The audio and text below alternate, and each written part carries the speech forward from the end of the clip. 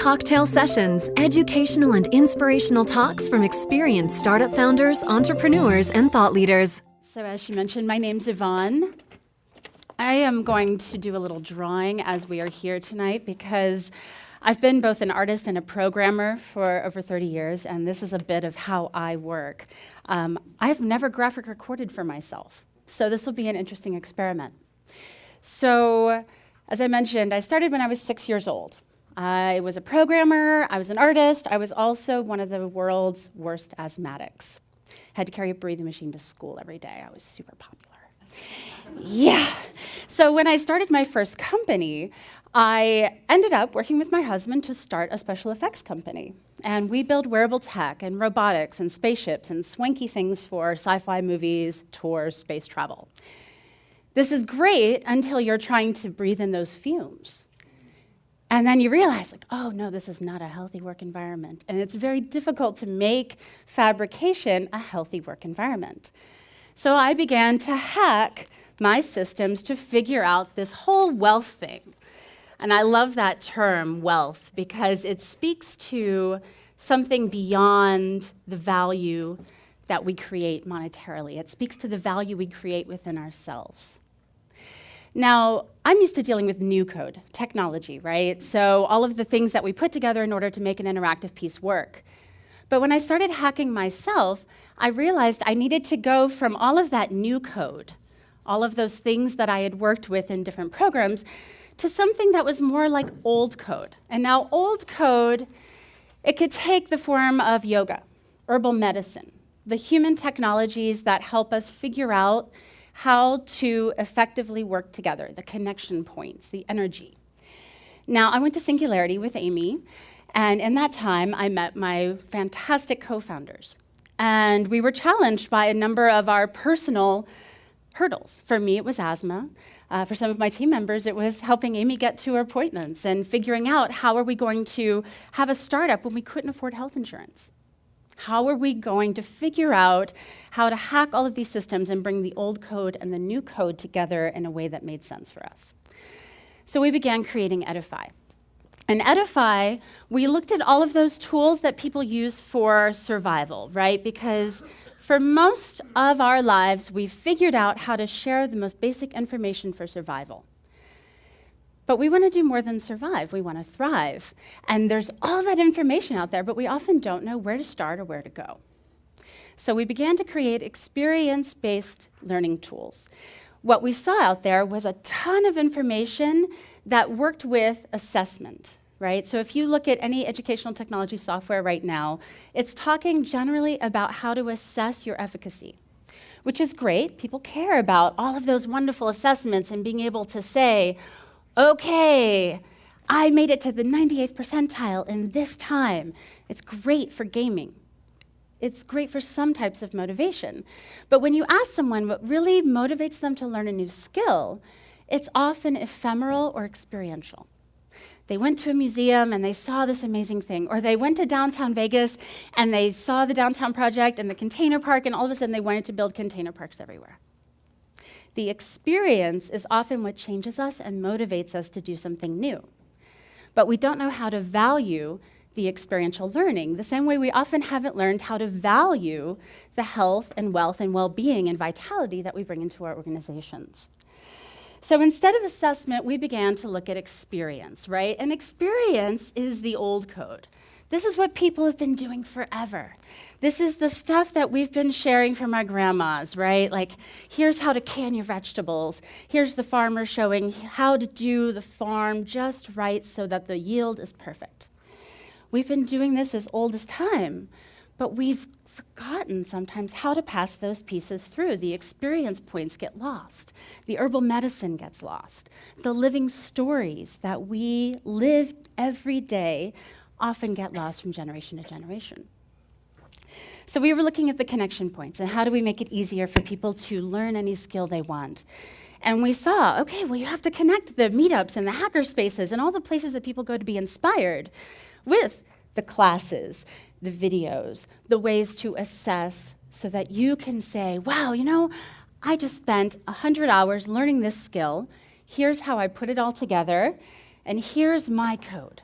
Here's what I have created. Here is my value, and here is the wealth that I am bringing into your organization. Right now, it's very difficult to demonstrate that. You can show them a LinkedIn. That's great. I can see that you did that job and that job. I don't really know what you did. I don't know if you have any skills. It's very difficult sometimes to really figure out, wow, you've actually spent years and years studying dance. That's an extremely valuable experience. So I mentioned at the beginning, I've done a few startups. It's been 5 over the last 5 years. Toy Shop, which has been fantastic but challenging health-wise.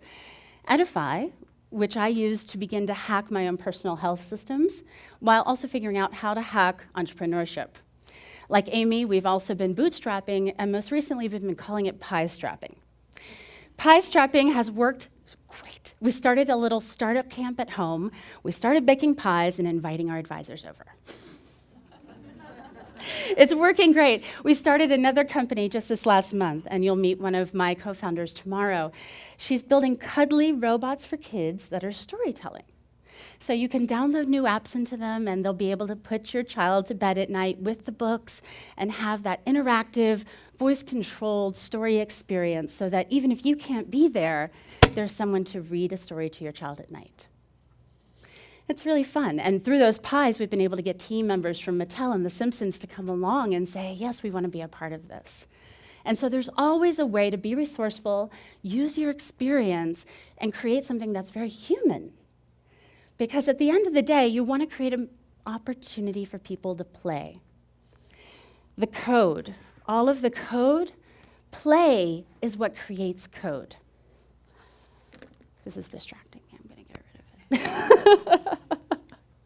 It's sometimes easier to do more than one thing, and sometimes it's much easier just to focus on what's here in front of us. Human technology, I think the Downtown Project has this pretty well nailed. Connectedness, co-learning, figuring out how are you going to share your knowledge effectively with others, and then saying, okay, now let's go to the hackerspace and do this thing together. Let's go to that meetup and figure out how to hack the code for entrepreneurship so that it doesn't matter what background you're from, you can learn what you want. We're getting there, but it takes time. And if any of you have tried to build a software company, it's one of those things that it can be extremely challenging, not only to one's personal health and well-being. I work long hours, I don't have health insurance on a regular basis, and I often have to choose, take a client or take on something that will allow me to have health insurance. So I went to work for the Get Covered campaign. It was a very interesting experience. What I did over 3 months was to figure out how to bring together a participatory media experience where we were doing live broadcasts, Instagram, celebrities coming in, people telling their healthcare stories, and then weaving it all together live. Most of you who've seen the technologies in the social media space know that this doesn't fly very easily. And so there was a great deal of old code and new code, like clashing. Meanwhile, the White House being very clear, well, we have to stay on these message points, and we have to make sure that these pieces get filtered out. The filtering and the sorting and the selection of those resources is the new code challenge. The old code challenge is often about embodiment, right? It's what Amy was just talking about. It's getting into our physical presence and not getting distracted by our devices. It's very difficult sometimes in this world because I love Instagram, I love social media. I have to remember to put it down so that I can be with people again. Those things can often feel like they're fighting for our attention. And it's up to us to figure out how to integrate the old code and the new code in ways that help people play and ways that help people expand their definitions of health and wellness. Because at the end of the day, our value is completely determined by what we bring into our organizations. The knowledge, the insight, the love, the energy, the passion for what we do. It's the old code and the new code living in us. It's our DNA, it's what we do. And it takes some time to figure it out. So there's the robot company. There's the wearable tech and special effects company, the learning company. But we still saw some gaps. Over half of the people on this planet right now are unbanked. Most of them can't afford surgery if they need it. Right now, it's very difficult, if you needed surgery in many countries, to be able to figure out how to pay for it. We began to create currency mechanisms, gift cards based on Bitcoin and other digital currencies, so that I can hand you a card and say, pay for your surgery now. It's going to take us a little more time, but being able to buy that opportunity at the corner store and give it to someone else. The last company I'm working with is called Grow Games. And I like being here at Downtown Project because I've noticed the worm farms. And what we've been doing is what we call Worms with Friends. It's mobile gaming that gets people seed sharing and growing food. Our first game is called Seeds the Game. It will be coming out later this year. And it looks at seed sharing and mapping, and specifically how do we bring the old code, the heritage seeds, all of those things that are a part of our lineage, and how do we make sure that they're growing in our communities now so that we don't lose vital DNA information. There are so many aspects of our old code that we are in danger of losing. Information about plant medicine, information about where we come from. And some of it's hidden within us, and some of it's in our grandparents, and some of it's in conversation and being able to really bring our insight together. So I'm not going to end this the way I thought I was going to, and I want a little bit of insight from all of you tonight because I'm challenged right now. I am, as I mentioned, a very severe asthmatic. Last week, I couldn't afford my medicine. $300 a month for an inhaler. That's my current challenge. Being a startup entrepreneur with 5 companies that I've bootstrapped. Figuring out how to bridge those gaps, right? The basic, like, here's the way to breathe today. I didn't know if I was going to be able to come this week because I didn't want to have to bring my breathing machine with me on stage. And there are days where, as an entrepreneur, I don't know if I have the strength to do it. Thankfully, I have an amazing team. Amy's met my team at Edify, and when I don't know if I can do it, they get on Skype and keep me going. Just like when Amy needed a ride to her treatments, they took care of it. Having teams that make sure that they're guarding the health and wellness of your community, that's what creates the sharing city. That's what creates communities that are vibrant, and that's what creates our internal wealth as well. Because at the end of the day, we are creating opportunities for everyone else. You are all creating tools that create opportunities for everyone else to thrive. Not just survive, but to thrive and be fantastic. You get to choose how you mix the old code and the new code, how you bring together all that insight that's come together throughout your lives and channel that into what you're offering. And it doesn't matter if it's quantified self-tools or being able to analyze your shit to tell what's in it. It's all the same. At the end of the day, I want you to be successful in what you're doing. And we have some gaps to fill together.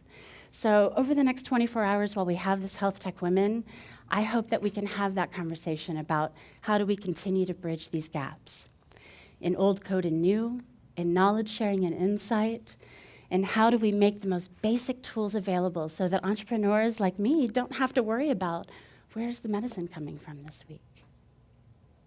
Thank you.